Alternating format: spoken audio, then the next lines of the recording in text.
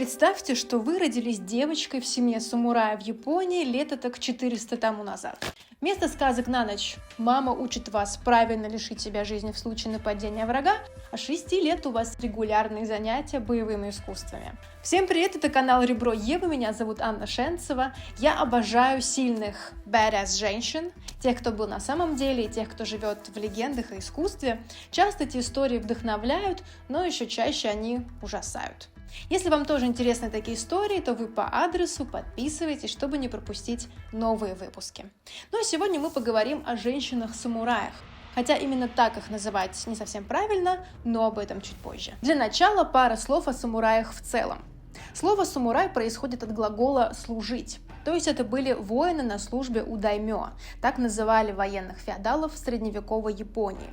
В те времена Япония была раздроблена на множество небольших провинций, с одним из таких вот феодалов во главе.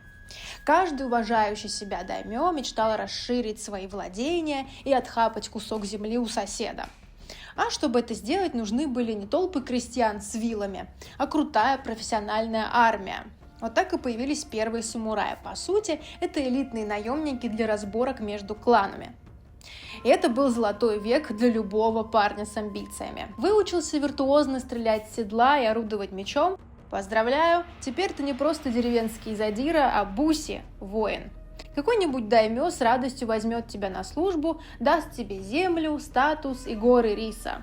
Тут, кстати, без шуток, поскольку самураям часто платили за службу рисом, ибо иметь много денег считалось неприличным. У самураев служился свой кодекс, наверняка вы слышали, бусидо – путь воина. Главное в нем – это слепая преданность господину и готовность умереть в любой момент, порой даже за малейшую оплошность. Есть случаи, когда самурай совершал харакири, если проспал и опоздал на важную церемонию. Или ему показалось, ключевое слово «показалось», что его господин как-то недовольно на него посмотрел. Слово «самурай» использовалось только по отношению к мужчинам. Поэтому женщина-самурай – это как добрый злодей или горячий лед, слова несовместимые. Но в самурайских семьях женщины, конечно, были. Они рождались в этих семьях, жили по их правилам, их даже учили убивать. Правда, не для того, чтобы выходить на поле боя, а скорее для мрачного быта. Муж на войне, замок в осаде, вокруг рыщут голодные бандиты, и нужно уметь дать отпор. Правда, никто не ждал, что благородная дама будет орудовать катаной, поскольку это был почти сакральный мужской предмет, да и весил он прилично. Чаще девушек учили работать нагинатой, чтобы можно было отбиться, пока муж на фронте. Нагината – это что-то вроде алебарды с такой длинной рукоятью. Она позволяла компенсировать разницу в силе и держать противника на расстоянии. Если вы смотрели сериал «Сёгун», там главная героиня просто феерически и управляет очень эффектно.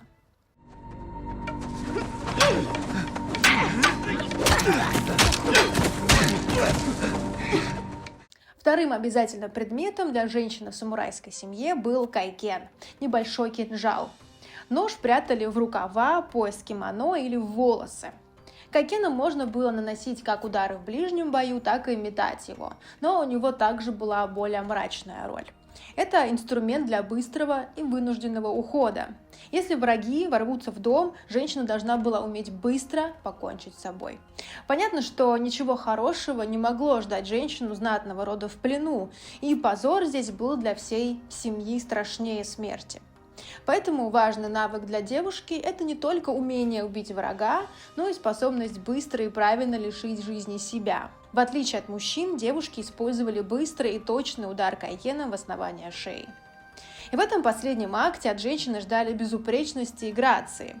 Перед ударом нужно было аккуратно связать себе лентой ноги ниже колен, чтобы в падении сохранить приличную позу. Даже в агонии нужно было думать о том, как это выглядит со стороны.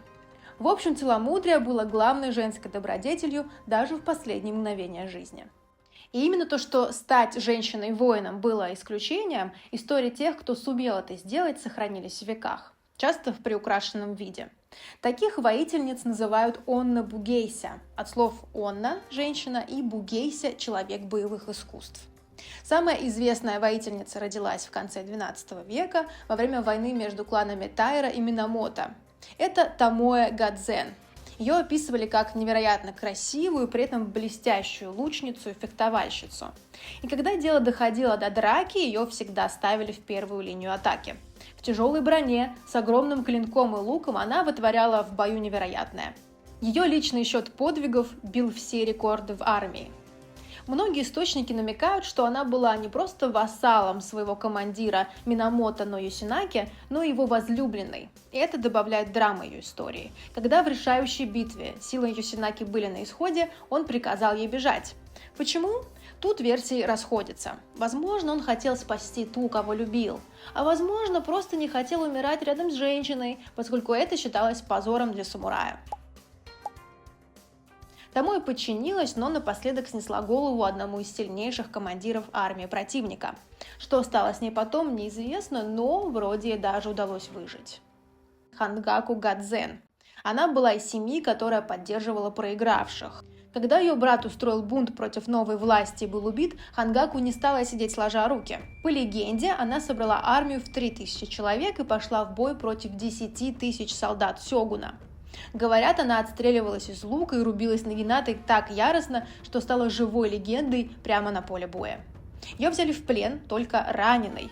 Но тут неожиданный поворот. Ее отвага так восхитила врагов, что один из их командиров влюбился в нее и захотел жениться. И сёгун разрешил. Так что ее история закончилась не на плахе, а на свадьбе. К 17 веку положение женщин стало еще хуже. Их окончательно загнали в рамки 3 подчинений – отцу, мужу, сыну. Но парадокс в том, что именно в эту эпоху стали особенно популярны легенды о воительницах прошлого. Когда в 19 веке в Японии началась гражданская война, женщины снова взялись за оружие. Здесь появляется одна из самых известных и трагичных фигур – Такэко Накана. С детства ее учили не только каллиграфии, но и боевым искусством. Уже в 16 лет она стала признанным мастером владения нагинатой. Это было редкое достижение даже для мужчины, не говоря уже о девушке-подростке. В 1868 году ее клан Айдзу оказался в осаде. Мужчин почти не осталось, они все ушли на войну.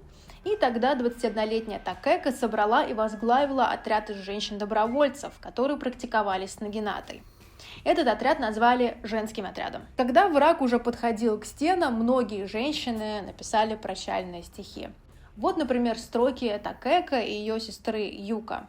«Взявшись крепко за руки, как одно целое, смело идем мы на гору смерти».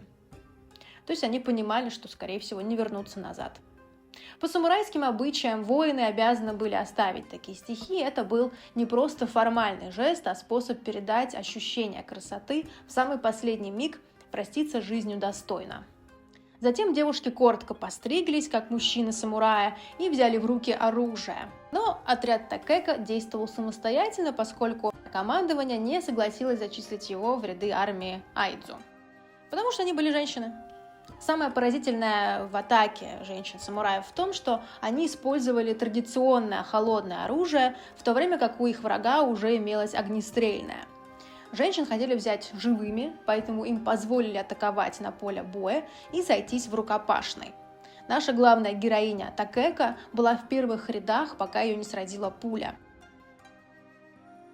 Согласно хроникам Айдзу, Такэко сражала одного врага за другим и стала главной мишенью. И здесь происходит самое страшное. Раненая Такэко понимала, что если ее возьмут в плен, то враги отрубят ей голову как трофей. Чтобы этого не случилось, ее младшая сестра Юка сделала то, что требует самурайский долг. Она сама отсекла голову Такэко, чтобы та не досталась врагу. Юка тогда было 16 лет. Этот поступок показывает всю суровость того мира, где даже любовь между сестрами могла принимать такие жестокие формы. После падения замка более 200 женщин клана покончили с собой, чтобы не сдаваться в плен. Память о Такэко живет в современной Японии. Во время ежегодного фестиваля в Айдзу группа молодых девушек в традиционной одежде и с белыми повязками на головах принимает участие в торжественном шествии в память о храброй воительнице. Последней Оны Бугейса считают Ямамото Яэко, женщину, чья жизнь вообще не укладывается в стереотипы о женской роли в Японии. Она родилась в 1845 году в семье инструктора по стрельбе и с детства тренировалась с ружьем. Это редкость для девушки того времени. Когда началась война Басин, Яэка оказалась внутри осажденного замка Цуруга, того самого, где погибла Такэка Накана. Но в отличие от Такэка, Яэка не бросилась в рукопашный бой. Она заняла позицию наверху укреплений и открыла огонь из винтовки по атакующим. Современники вспоминали, что она стреляла без тени страха и наносила врагам больше урона, чем многие мужчины. Когда клан Айдзо пал, Яэка приняла перемены. Она изучила медицину, помогала раненым, а позже стала одной из первых японок-протестанток и педагогов. Вместе с мужем-священником она основала школу и занималась женским образованием. На сегодня это все. Надеюсь, было интересно. Ставьте лайк, если вам понравилось, подписывайтесь и пишите в комментариях, о каких еще женщинах в истории вы хотите узнать. До скорого!